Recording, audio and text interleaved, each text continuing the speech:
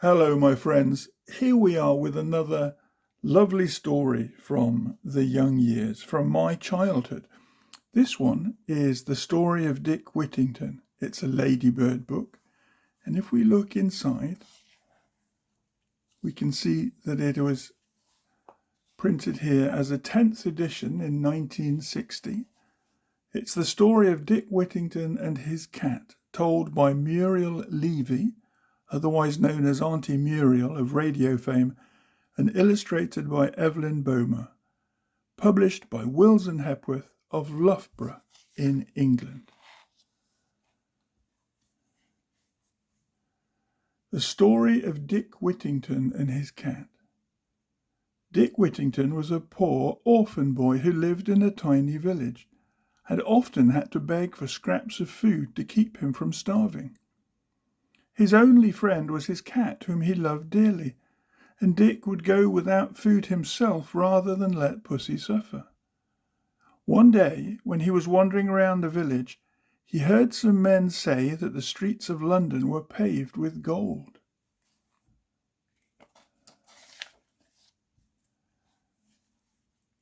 "That's the very place for you and me, Puss," exclaimed Dick. "We must go and seek our fortunes in this wonderful city." And hailing the first wagon that came along, he asked the driver if he might have a lift to London.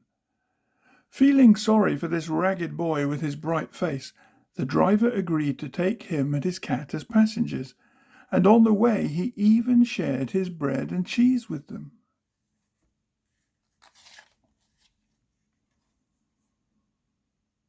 When they arrived in London, although Dick was quite bewildered in such a city, he set off at once to look for the streets that were paved with gold. But people only laughed at him when he asked for such a place, and at last, tired and hungry, he was forced to give up his quest in despair.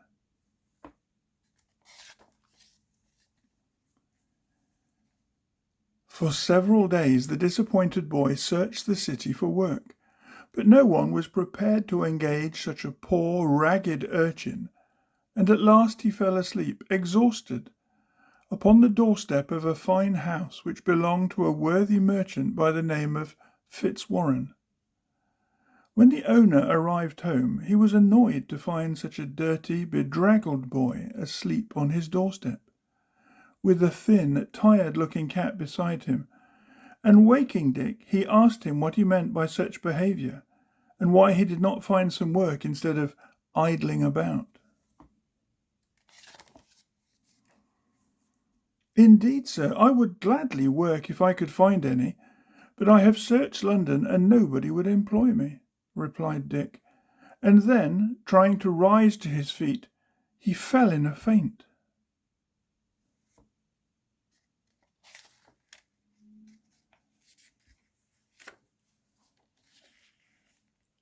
The rich merchant liked the look of the boy's face, and lifting the fainting Dick in his arms, he carried him into the house, and ordered the cook to give him good food, a bed, and a job in the kitchens.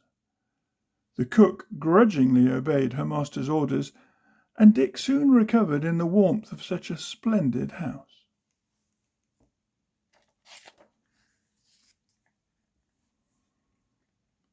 Miss Alice Fitzwarren, the merchant's daughter, liked the boy too, and was so kind to him that he grew to love her with all his heart. But it was not long before the cook began to ill-treat him, and often even beat him with a stick. When Miss Alice heard about this, she was angry, and ordered the cook to treat Dick properly or lose her own job.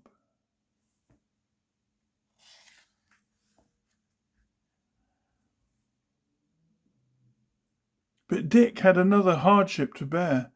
His garret bedroom was overrun with mice, and they kept him awake at night while they squeaked and scuttled about the floor, and even over his bed.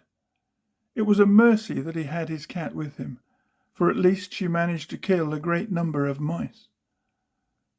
But Dick was very unhappy, and wondered how he was going to remain in a house where he was treated so unjustly by the cook. For now, jealous of Miss Alice's kindness, She treated him even more harshly than before, and beat him so unmercifully that Dick decided to leave the house forever.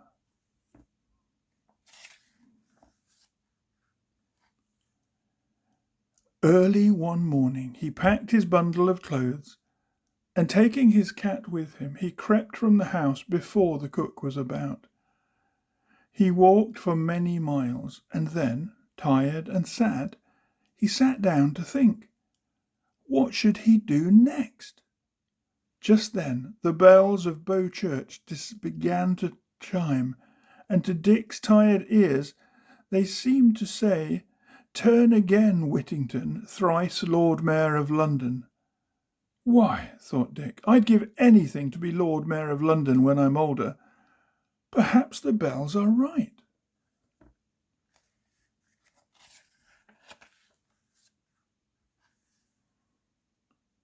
A new spirit of hope was awakened within him as he kept repeating the message of the bells, and gaining fresh courage and inspiration from their cheering words, Dick thought of Miss Alice, whom he had grown to love so dearly, and of his kind master, and made up his mind to return to his post, braving the cook's unkindness and proving what a good servant he could be. Picking up his bundle, he turned again, as the bells had told him, and followed by his cat, they retraced their steps to the house where they had first found shelter.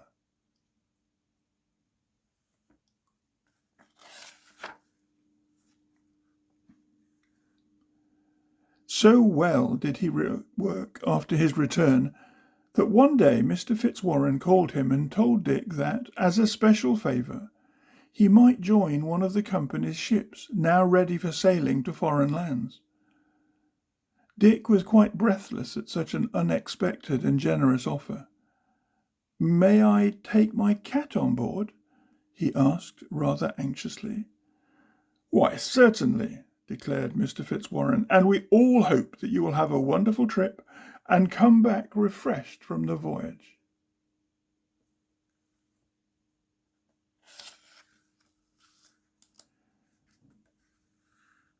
Surely it was the happiest boy in the world who waved farewell to Mr. and Miss Fitzwarren and joined the captain of a noble sailing ship, which was being loaded with rich cargo by the men who were to be Dick's shipmates on his great adventure.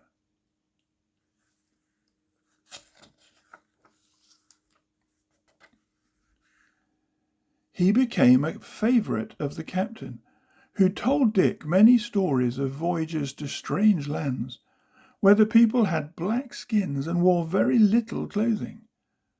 After many months the ship arrived, and then Dick saw the men with black skins for the first time. They swarmed round the ship with its load of treasure, and the captain sent some of his finest goods to the king and queen as a token of friendship. The gifts so delighted their majesties that an invitation was sent to the captain to dine at the palace.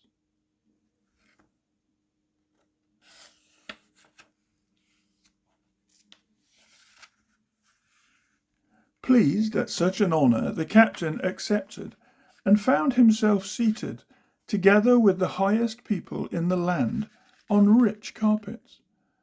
The king and queen thanked him for his gifts, and then servants brought in a magnificent feast of food, all served on golden dishes.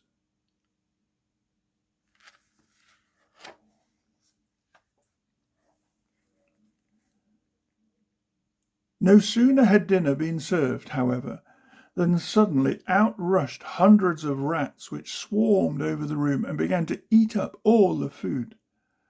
The king's servants tried to drive the rats away with sticks, but there were so many that the few they were able to kill seemed to make no difference.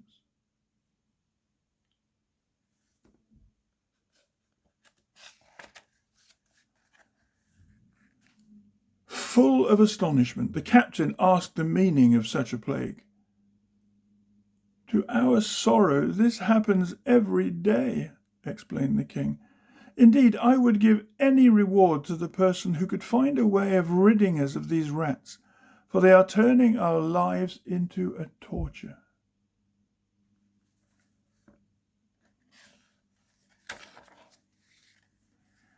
Why, that is easy, sire, smiled the captain. If you will allow me to send to my ship, I think I can find the cure for this plague. And with the king's consent, he sent a messenger for Dick Whittington's cat.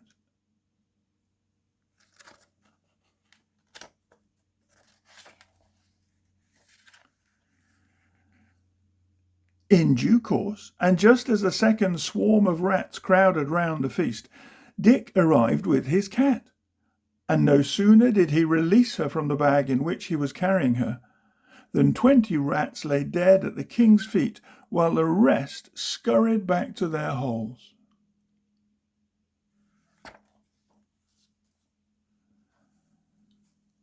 The king's black face shone with joy, and he at once offered to buy the cat at whatever sum Dick cared to name. But Dick said he would not sell his precious animal, but would lend her to the king and queen for 1 year.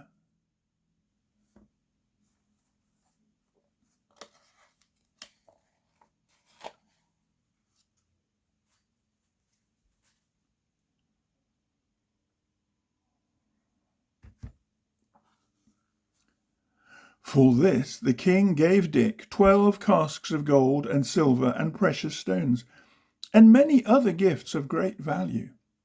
Slaves carried the heavy casks down to the shore, and loaded boat after boat, which were rowed to the ship at anchor. The captain and crew were joyful at Dick's great fortune, and they sang songs as they got ready to sail.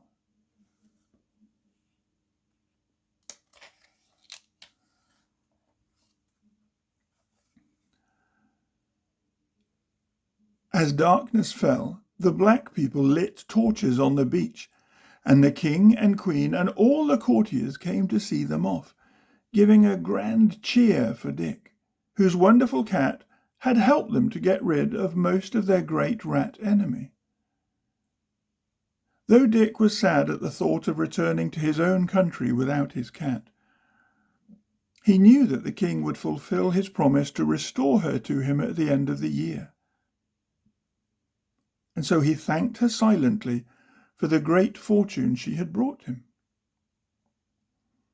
After a very long and perilous voyage, the ship reached the port of London, and everyone rejoiced that the captain and his crew had returned safely from their adventurous and profitable journey.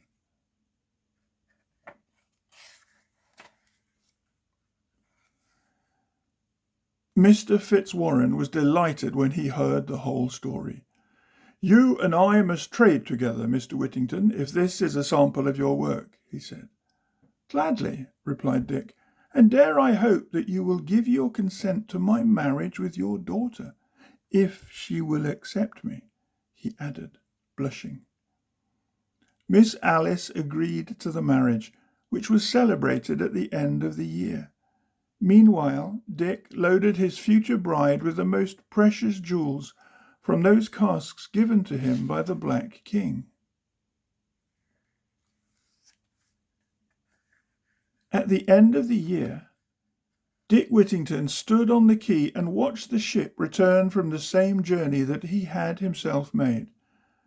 This time, however, his cat was on board, and she jumped into his arms, and there were tears of joy in his eyes. To his surprise, in gratitude for the splendid work Pussy had done, the king sent a further gift of 12 more casks of silver and gold and precious jewels, so Dick was now rich for life.